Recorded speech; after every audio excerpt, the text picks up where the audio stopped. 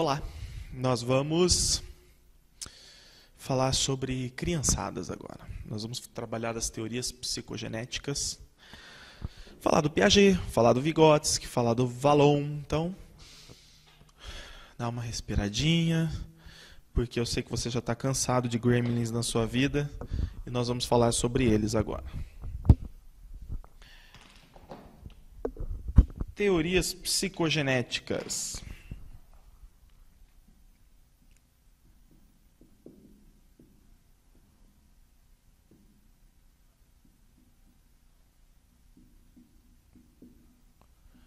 Bem, vamos falar de cada um deles, um de cada vez, começando pelo Piaget.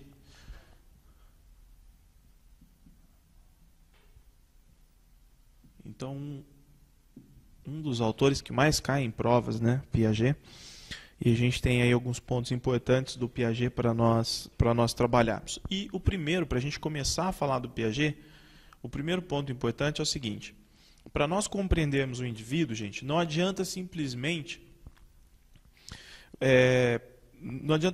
você fazer uma série de perguntas para a pessoa e tentar resgatar dela a personalidade, as características.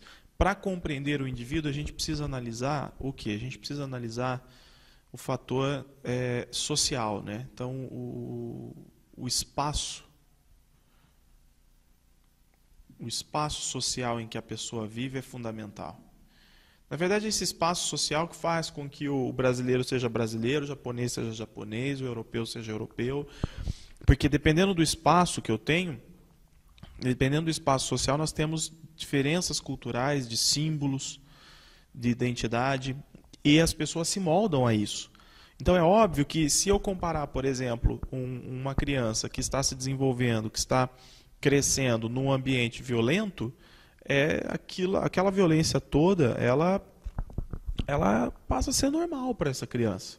Então, ela vai relativizar aquela violência toda que outras pessoas acham, por exemplo, absurdo ou inconciliável com o dia a dia, não é?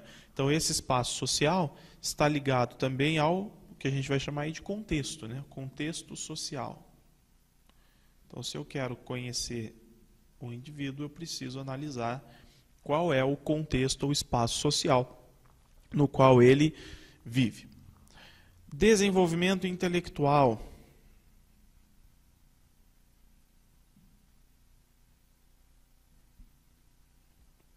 O desenvolvimento intelectual, gente, ele ocorre com o processo. Olha lá, ocorre. Vamos colocar assim, ó, com a contribuição da sociedade e, obviamente, que do indivíduo, né? E do indivíduo. Então tá aqui, ocorre com a contribuição da sociedade e do indivíduo. Da sociedade porque ela nos fornece esses símbolos dos quais nós falaremos, símbolos, cultura, uma série de instrumentos aí do conhecimento. E do indivíduo pelo esforço de pensar, pela predisposição em aprender, em se tornar humano, né? Tanto é que, se nós analisarmos essa questão do ser humano, com a captação, né, da cultura, com a vida em sociedade, que ele vai reforçar essa característica, essa dimensão humana dentro dele. Bem, gente, e um outro ponto, aqui nós vimos o desenvolvimento intelectual e a questão da inteligência, né? A inteligência é algo adquirido pela linguagem, então é a linguagem, a habilidade, o reconhecimento da linguagem que vai nos proporcionar a inteligência. Então, adquirida a partir da linguagem. Adquirida a partir da linguagem. Então, nós temos aqui algumas disposições preliminares para nós começarmos a entender um pouquinho do Piaget, né? A forma como ele vê o indivíduo. Ou seja, o indivíduo é aquele... o ser humano ele está integrado à sociedade, ele está absorvendo cultura, socialização, linguagem, e é isso que promove o seu desenvolvimento. Não tem como, biologicamente, o indivíduo se desenvolver. Tá? Sem a interação com o âmbito social e cultural, não há desenvolvimento. Então, é a primeira coisa que a gente vê. Agora, no processo de desenvolvimento, já desde criança, o indivíduo passa por estágios de desenvolvimento. E para cada estágio, ele vai apresentar uma determinada característica. Característica de socialização.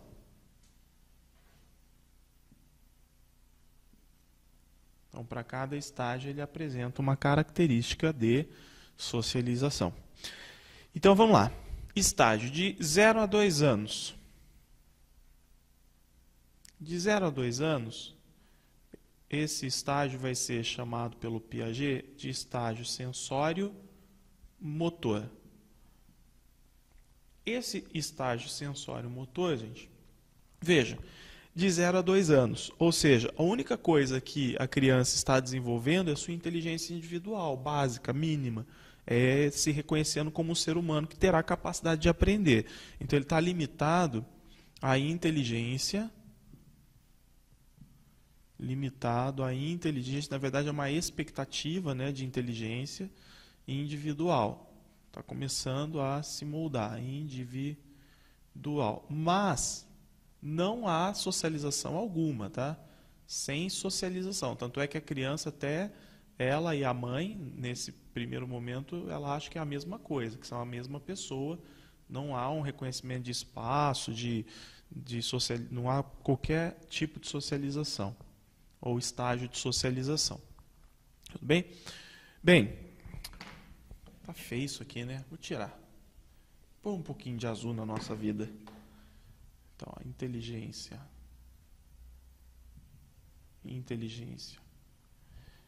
individual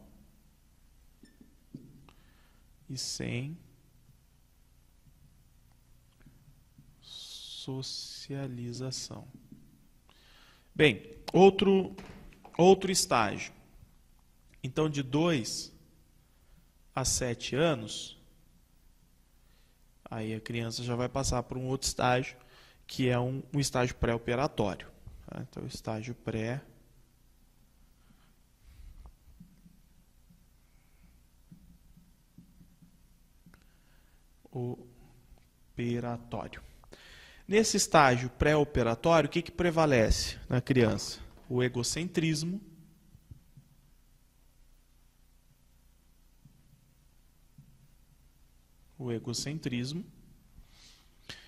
Uma contradição na fala. Então, fala uma coisa, depois se contradiz, fala outra, não tem um raciocínio lógico apurado. Então, contradição na fala. E, obviamente, que a criança não tem autonomia, né? Sem autonomia. Tá aqui. Então, prevalece o egocentrismo, contradição na fala, ou ausência de lógica, um desconhecimento, inclusive, da linguagem. A linguagem se manifesta, mas sem um raciocínio lógico em torno dela, e sem autonomia. Sem autonomia de escolha. Aquilo que um adulto fala para uma criança dessa idade é praticamente lei, não é? Agora, é óbvio que existe, como o Vallon vai descobrir depois, existe aí a fase da graça, né? Que a gente vai ver daqui a pouco o que seria essa fase da graça aí. Tem também o operatório concreto. Então, é um outro estágio. Esse estágio aqui do operatório concreto já é de 7 a 12 anos.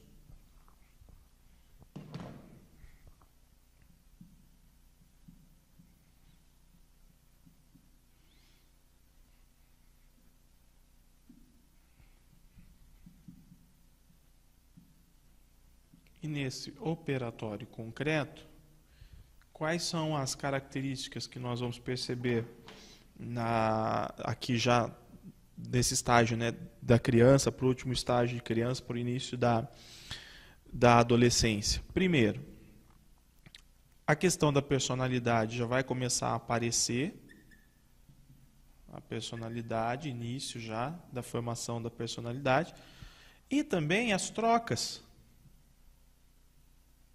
Como, por exemplo, o diálogo. O diálogo é um modelo de troca, de relacionamento.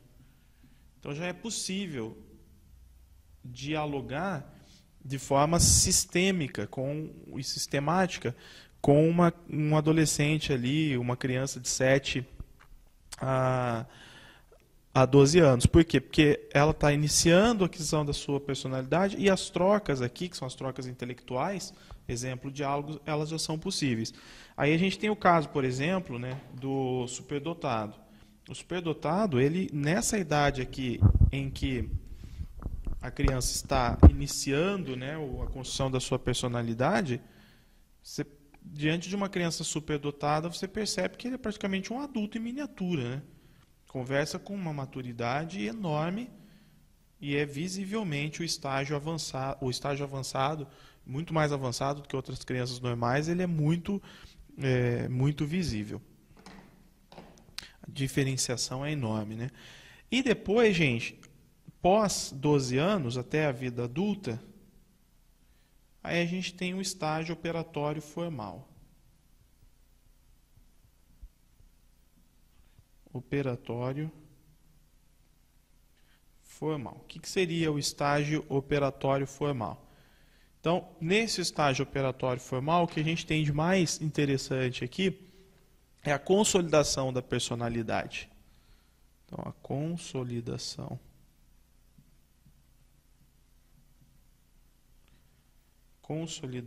da personalidade. E essa consolidação da personalidade quer dizer o quê? Quer dizer que agora, a partir da adolescência já até a vida adulta, vai havendo um aumento da autonomia. Tá? O ideal, inclusive a escola, vai contribuir com isso. Se o indivíduo, por exemplo, ele se forma simplesmente com experiências do cotidiano, ele tende a ter um alto nível de escolhas influenciadas, de heteronomia, e ter muito pouca autonomia. Quando a gente percebe pessoas, por exemplo, que não têm autonomia para tomar decisões numa determinada idade, é porque ele se desenvolveu informalmente, simplesmente a partir dos conceitos espontâneos, e não teve uma participação muito intensa, tanto da família como da escola, principalmente da escola, na formação da sua individualidade, na contribuição com a sua personalidade. Um detalhe muito importante, gente, a escola não tem o dever de formar a personalidade do indivíduo. Formar a personalidade, se a escola fizesse isso seria uma ameaça contra a liberdade. Tá? É óbvio que todos nós temos que ter liberdade para formar a nossa personalidade. Agora, a escola ela pode contribuir apresentando caminhos que levem um indivíduo a ter autonomia.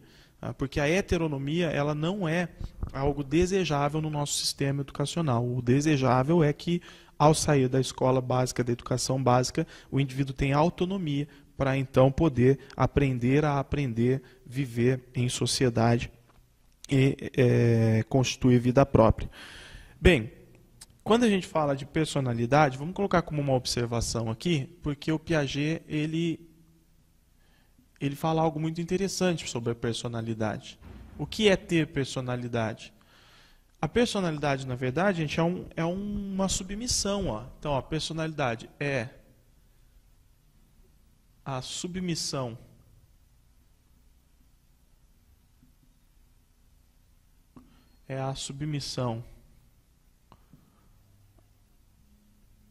à cooperação e à universalidade.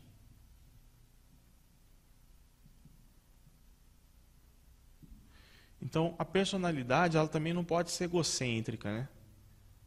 Totalmente desvinculada das questões das necessidades sociais. Então, o indivíduo ele tem que ter personalidade, mas ele está submisso à cooperação e à universalidade. Porque a cooperação e a universalidade são pré-requisitos da vida social. Então, a personalidade ela depende disso, ela é uma submissão, né, à cooperação e universalidade. Mas o que, na verdade, caracteriza a personalidade, o que realmente caracteriza é que essa submissão ela é voluntária. Tá? Então está aqui, ó. Ela é voluntária. Tá? Então você poderia colocar submissão voluntária, a cooperação e a universalidade. Tudo bem? Fácil? Um outro ponto importante. O que o indivíduo, né, as habilidades que ele vai construir e capacidades a partir da socialização. Lembrando, a socialização é um processo. É um processo. Então, contribui com a socialização tanto a educação informal quanto a educação formal. Tá? Então, é um processo. E da socialização, o indivíduo adquire o quê? Vou colocar aqui. Então, ele adquire a capacidade de cooperar. Então, cooperação. Aprende a cooperação, trocas. Tá? Primeiro ponto importante aí, adquirido pelo indivíduo a partir da socialização. Autonomia.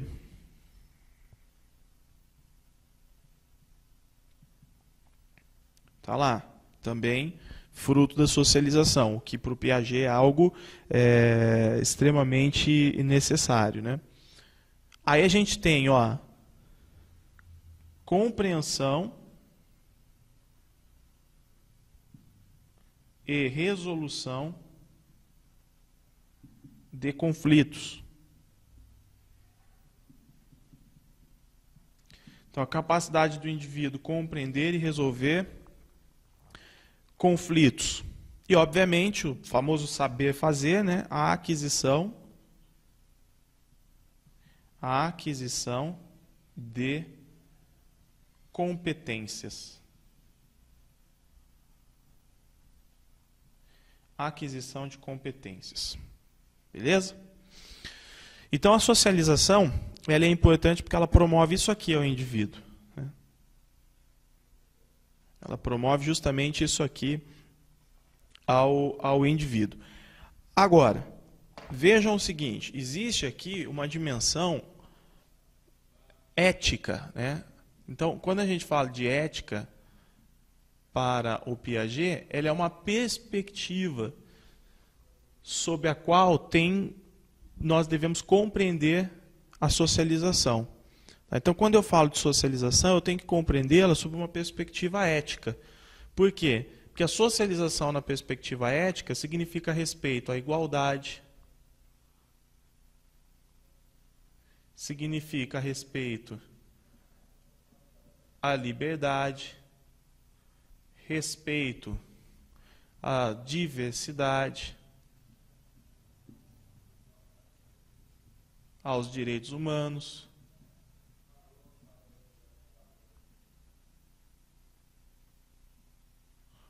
etc.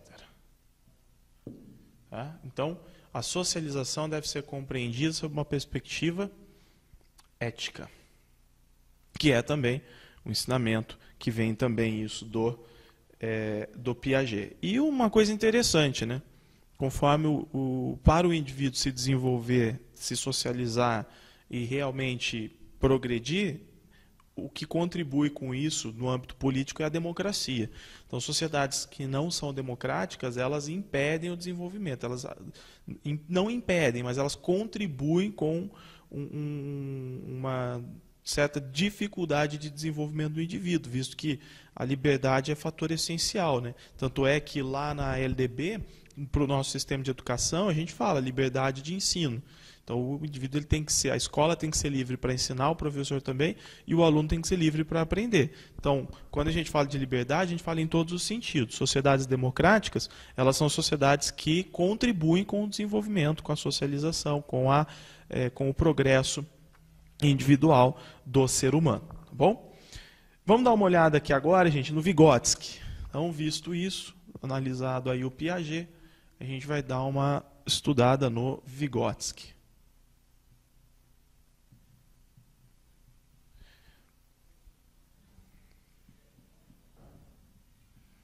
Bem, ao analisar o Vygotsky, estudando os pontos principais do Vygotsky, desenvolvimento, né? Como que a gente percebe o desenvolvimento do homem? Então, o desenvolvimento depende da aproximação do indivíduo com a cultura, gente. Então, é a relação entre o indivíduo ser biológico e a cultura. Ó. Então, a aproximação. Vou colocar aqui.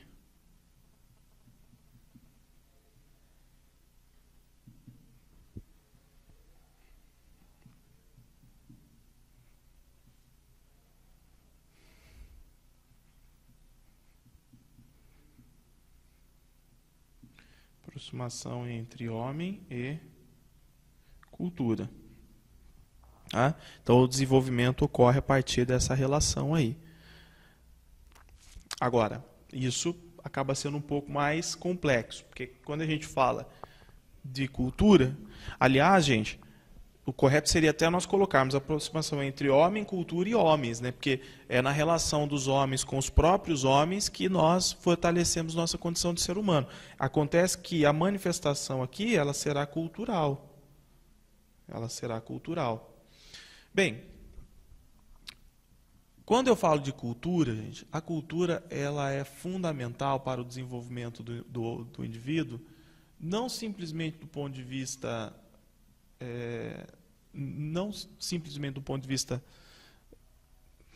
cultural meramente, mas também do ponto de vista biológico. Então, a cultura contribui com o desenvolvimento biológico e contribui também com o desenvolvimento, obviamente, que cultural. Bem, falando aqui de desenvolvimento biológico e de desenvolvimento cultural, o Vygotsky, ele vê como fundamental para o desenvolvimento do homem um órgão que é o cérebro. E o cérebro para o homem, o cérebro do homem, ele é visto como um órgão que possui plasticidade.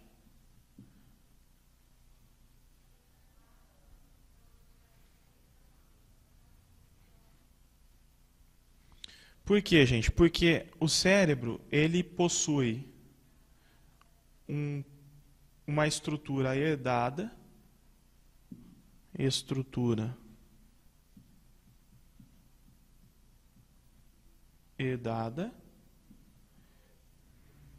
e ele possui também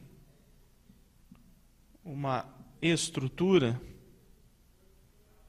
adquirida. Então, veja, estrutura herdada e estrutura adquirida. O que quer dizer isso? A estrutura herdada ela está relacionada à característica biológica do homem. Característica biológica, ao DNA. Então, nós nascemos com uma característica biológica. Só que, ao longo da vida, o cérebro vai convivendo com várias outras aprendizagens decorrentes da cultura. Então, vejam que, sob esse ponto de vista, ele acaba tendo essa característica da plasticidade ou da elasticidade. Ou seja, o cérebro, a vida toda, ele está adquirindo novas informações e ele está adquirindo novas capacidades, se esforçando para ajudar o ser humano a se desenvolver, a compreender a realidade. Tá bom? Então, nós temos aí esse lado do biológico, né, que se refere à espécie, a compreensão do homem enquanto espécie, e o cultural, que é a compreensão do homem enquanto sujeito. Enquanto espécie e enquanto sujeito. O que mais que a gente tem de importante sobre o Vygotsky? A questão da mediação, gente. Um ponto aqui sobre a mediação. O que seria fundamental falar sobre a mediação?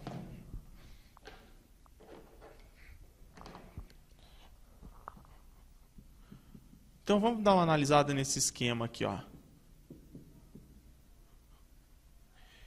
Eu tenho o homem.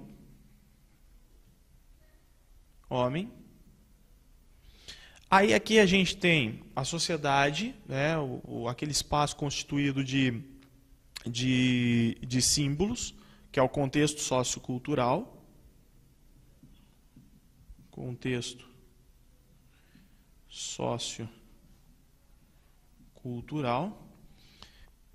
E aqui eu tenho, desse lado, a realidade, que é, na verdade, o objeto a ser compreendido.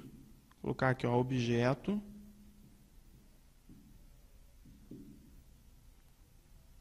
a ser compreendido.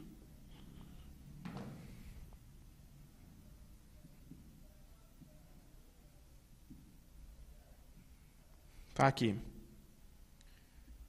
Como que funciona isso, gente? O contexto sociocultural, ele é responsável pela mediação dessa relação do homem com a realidade. Tá? Então, o contexto social é o mediador. Aqui, ó, mediador.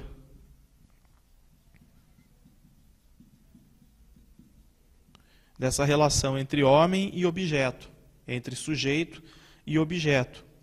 E para ajudar o homem a interpretar o contexto social, porque o contexto social ele é repleto de símbolos. Então, tudo que a gente observa na realidade, na sociedade, são símbolos, símbolos culturais. E o homem ele depende de uma habilidade muito importante, que é também mediadora, que é símbolo necessário que o homem deve aprender, que é a linguagem. Que é a linguagem. Então vejam o seguinte, quando a gente fala, por exemplo, do analfabetismo funcional, o que acontece?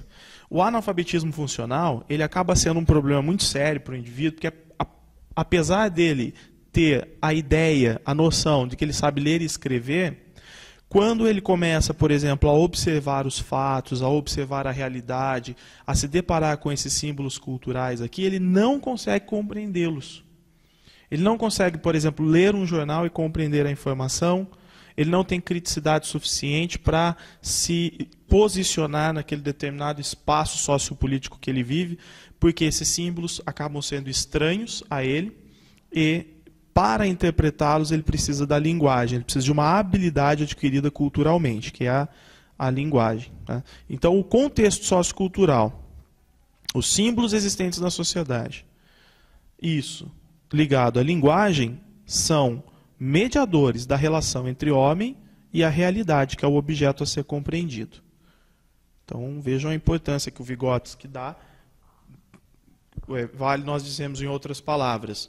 Se eu não aproximar o meu aluno da realidade, na verdade eu não estou ensinando de forma verdadeira e concreta.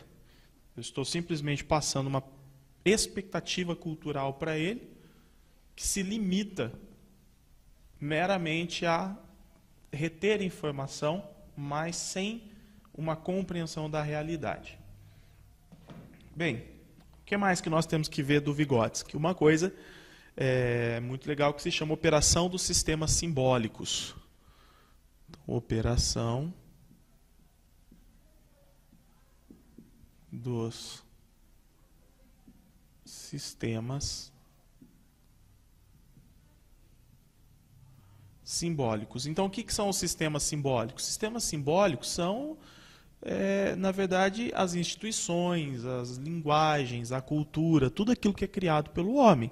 São sistemas simbólicos. E, para nós compreendermos a realidade, a gente precisa saber o quê? Operar esses sistemas. Então, quanto maior for a minha compreensão, a minha capacidade de operar esses sistemas simbólicos, mais eu tenho o desenvolvimento que, ó, isso aqui me leva ao desenvolvimento. Ixi.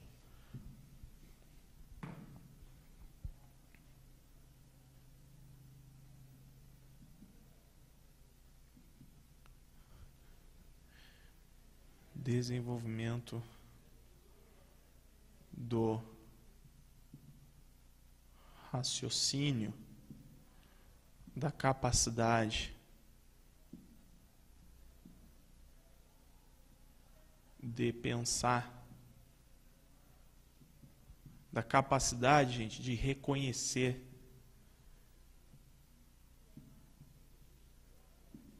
Tá? Então, a operação dos sistemas simbólicos leva a isso.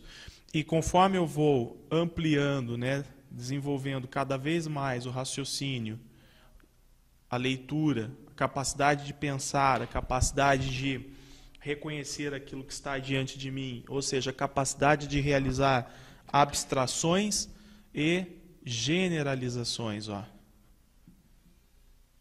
Abstrações e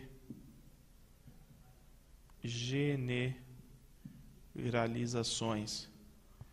Então, isso aqui faz com que o indivíduo, partindo das operações do sistema simbólico, se desenvolvendo e adquirindo a capacidade de realizar abstrações e generalizações, com isso o indivíduo parte para quê? Para um pensamento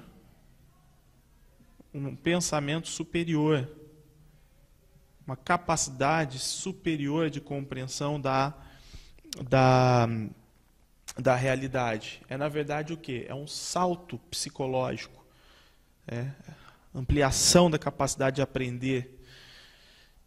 E isso aqui, esse pensamento, essa ampliação da capacidade de aprender, vai levar o indivíduo à compreensão dos conceitos.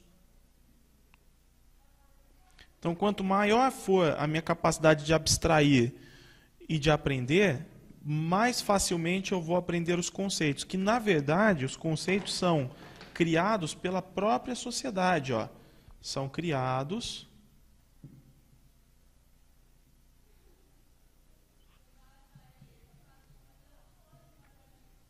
pela própria sociedade.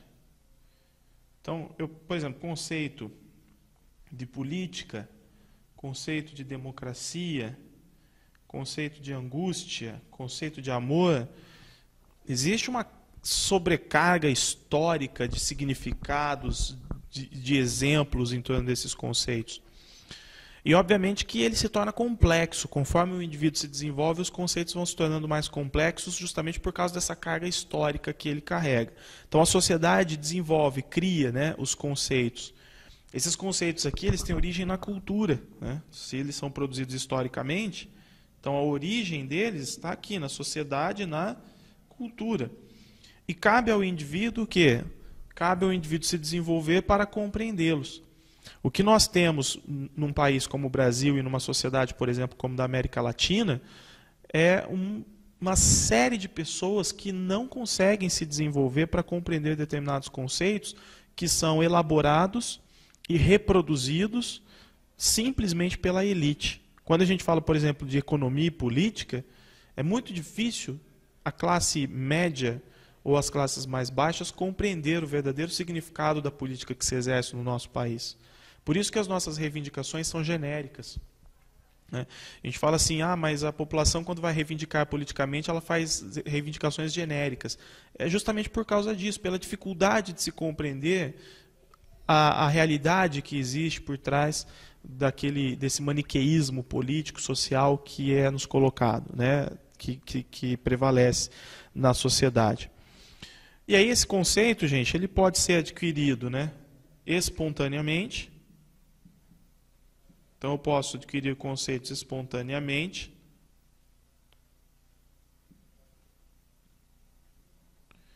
Quando que eu adquiro conceitos espontaneamente? É vivendo a vida. Vivendo e aprendendo a viver. Tá? Então é no dia a dia que a gente tem condições, é no cotidiano que a gente tem condições de ter acesso aos conceitos espontaneamente. Óbvio que a gente acaba tendo muitas vezes correndo o risco de aprender de forma errada, né? De ter uma visão equivocada da realidade. E, por outro lado, existem os conceitos científicos, que é o que nós aprendemos a partir de processos formais de ensino-aprendizagem. Tá? Processos formais de ensino-aprendizagem. Eu aprendo na escola, na faculdade, em cursos, palestras, lendo livros e tudo mais. Seriam os conceitos científicos. Fácil isso aí, gente? Fácil pra caramba, né? Então vamos ver o Vallon agora. Da tríade aí das teorias psicogenéticas. Vamos ver o terceiro, Vallon.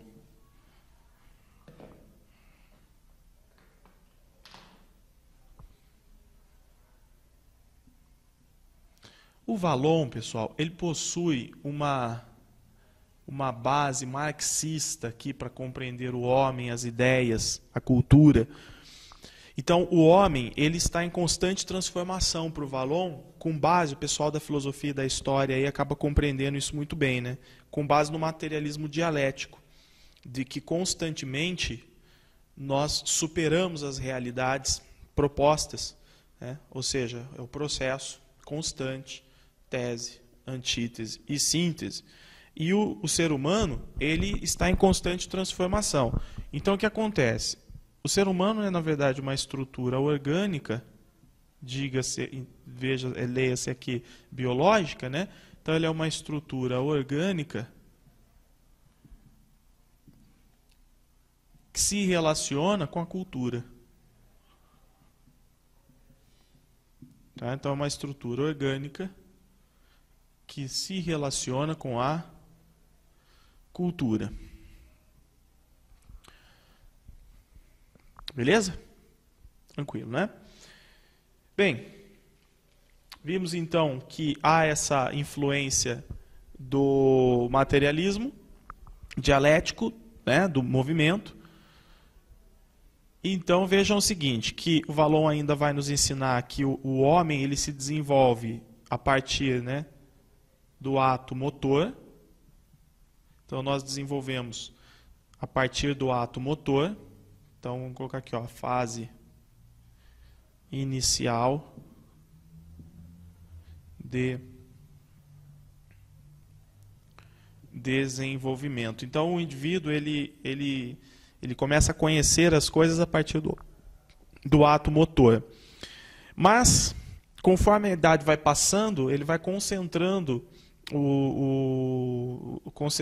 aliás, o indivíduo se concentra nas ações reflexivas, nas ações mentais, não é? Que é o ato reflexivo de autoconhecimento, que conforme o indivíduo vai ganhando maturidade, ele vai proporcionando mais para ele próprio, por exemplo, os diálogos internos, né? As reflexões, elas são muito mais comuns do que as manifestações físicas e motoras. Bem, então, visto que o ato mental ele se desenvolve a partir do ato motor, então o Vallon nos fala sobre uma espécie de tipos de desenvolvimento por atos ou ações, que seriam 3 ações aqui para nós analisarmos: os atos reflexivos. Então, o indivíduo, num primeiro momento, ele age de forma reflexiva, né? São os atos reflexivos. Depois ele passa para atos involuntários. E quando o indivíduo já se conhece, já formado, né, enquanto estrutura orgânica, formado e agora dotado de cultura, ele passa para os atos voluntários. É a praxis. Tudo que nós fazemos depois de uma certa idade, gente, aliás, quase 100% das nossas ações são ações voluntárias, são atos voluntários. Tá? Então, a gente, obviamente, que os atos reflexivos eles continuam a existir, os atos involuntários continuam a existir, mas se nós colocarmos aqui, agregarmos racionalidade, vontade, autonomia, depois de uma certa idade, nós vamos muito mais exercer aqui os atos voluntários. Tá bom? Tá tranquilo, né? Capacidade de ver alguma coisa, de fixar o olhar, compreender a paisagem, né? Então isso tudo tá aqui diante dos atos voluntários. Pessoal, vamos dar uma olhada aqui agora nas fases do desenvolvimento. Vamos colocar desse lado as fases do desenvolvimento para o Vallon. Então, fases do desenvolvimento para o Vallon.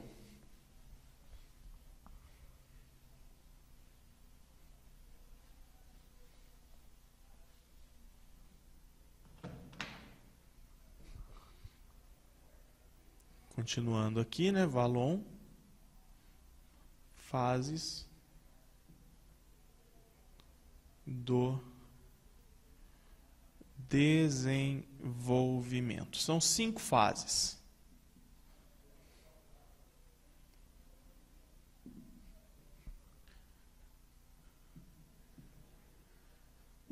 São 5 fases.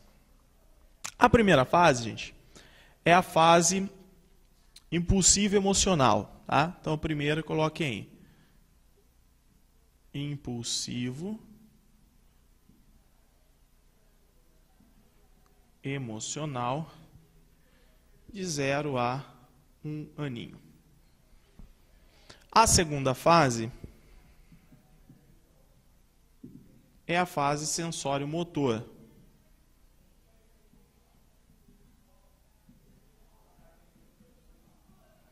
Que é a fase que vai de 1 a 3 anos.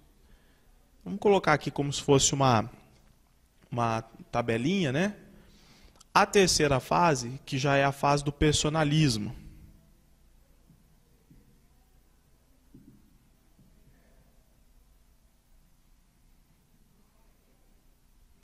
Que é a fase que vai de 3 a 6 anos. A fase categorial,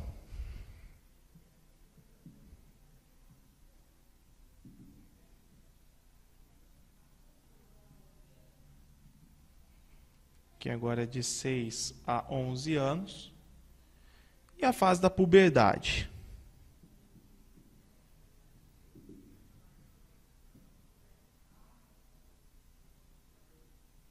Da puberdade, aí já após 12 anos. Então, vejam o seguinte, gente. Essa fase aqui, por exemplo, impulsivo emocional, a relação do indivíduo é uma relação muito forte com quem? Com a mãe. Né? É uma relação extremamente forte com a mãe. Então, tudo está centrado no eu, sendo que o eu é a pessoa da mãe mais a da criança. Isso é chamado de diálogo tônico. Então, essa forte relação entre a mãe e a criança é chamada de diálogo tônico.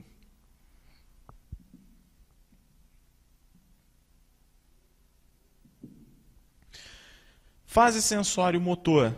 O indivíduo, por exemplo, ele aprende a andar. Aprende a andar. Ao aprender a andar, o mundo já vai ficando pequeno, né? Por quê? Porque agora ele começa a explorar o espaço. Então a gente tem uma exploração espacial da criança. Esse ato de andar aqui é extremamente importante para a criança, né?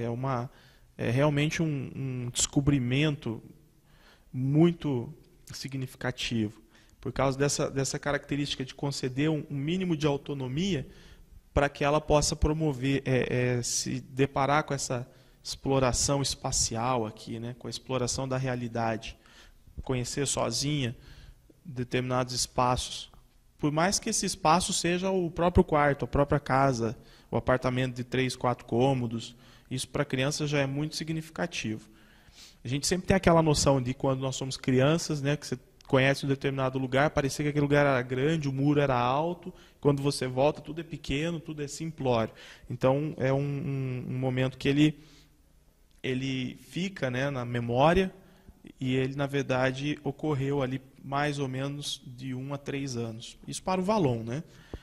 Personalismo, gente. Então vejam, ó, de 3 a 6 anos. O personalismo é, por exemplo, aquela fase em que a criança ela vai aprender, ela vai estar diante da sedução, é um exemplo, da imitação. Na verdade, aqui antes da sedução e da imitação tem a rejeição, né? Então a criança ela aprende a rejeitar, aqui ó, rejeição, sedução, a idade da graça, faz as coisas para fazer graça, para ser visto, para chamar atenção, e imitação, porque a criança sabe que para conquistar determinadas, né, coisas ela precisa agir como o adulto. Então ela observa o meio e observa como faz. Então muitas vezes ela já vai, pela imitação, ela já vai conseguir uma série de ações já que não foi ela que desenvolveu sozinha, porque a gente não está falando ainda, nós não estamos falando ainda da personalidade autônoma, né? A gente está falando já do início da personalidade. Ela já sabe o que ela não quer. Quando ela quer alguma coisa, ela faz uma gracinha aqui, a sedução, a idade da graça, e muitas vezes para conseguir alguma coisa ela sabe imitar. Então, ela sabe lá, eu tenho que subir em algum lugar, eu sei que pega a cadeira ou a escada, subo e pego o que eu quero. E isso também do ponto de vista da personalidade, né? Uma coisa que acaba estando ligada à questão afetiva, que na verdade a criança já adquire um pouco antes, já no sensório motor, né? Do sensório motor para o personalismo, é, por exemplo, chamar a atenção. O que uma criança faz quando ela quer chamar a atenção? Ela chora. Então, ela chora porque ela quer uma mobilização espacial e das pessoas que estão ali. Então, o choro ele tem um significado sensitivo, algo que ela está sentindo, mas tem um significado social. Eu quero chamar a atenção de quem está ao redor. Então, é também algo que pode estar presente no personalismo aí nessa fase da criança. O categorial, gente, o categorial que é dos 6 a 11 anos, que já é representado pela objetividade, né? Então, aqui a gente tem um aumento da objetividade. Então, o adolescente, da criança para o adolescente, ele já sabe melhor o que quer, né? Já tem escolhas mais bem definidas. Então, aumento da objetividade. Então já tem escolhas mais bem definidas, já está na escola, passa por um processo de socialização mais avançado. Então, aqui a gente já tem uma parte da personalidade sendo transformando as escolhas daquele indivíduo.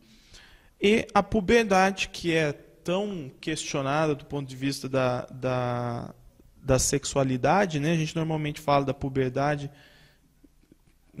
com base na sexualidade, mas é a fase da autoafirmação. A autoafirmação, e é inclusive sexual, né? Então é aqui normalmente que o indivíduo sabe quem ele é, quais as escolhas, os caminhos, o que eu gosto, o que eu não gosto. Uma determinada hora eu tenho que manter minha individualidade, minha personalidade. Ora, eu preciso me integrar aos grupos, e é muito difícil isso, tá? Isso para o adolescente é muito difícil, porque ele não sabe até que ponto ele está sendo coerente ou não com as suas escolhas.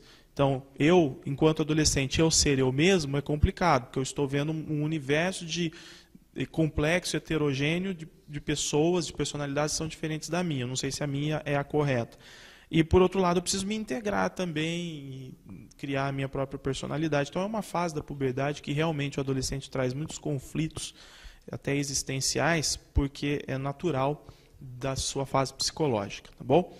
Então, o Valon também contribuiu muito com a gente. Isso aqui é mais um resumo para você poder ir bem lá na sua prova, gente, porque essa tabelinha ela é a tabela que costuma cair. Tá? Então, essas fases aqui... Se falou de impulsivo emocional, sensório motor, personalismo, categorial, puberdade, você já sabe que é o Valon. Isso aí, pessoal. Essa é a primeira parte. Nós vamos ter uma segunda parte ainda desse conteúdo que eu vou trabalhar Piaget, Valon e Vygotsky do ponto de vista da afetividade e da emoção da criança. Tudo bem? Até a próxima aula.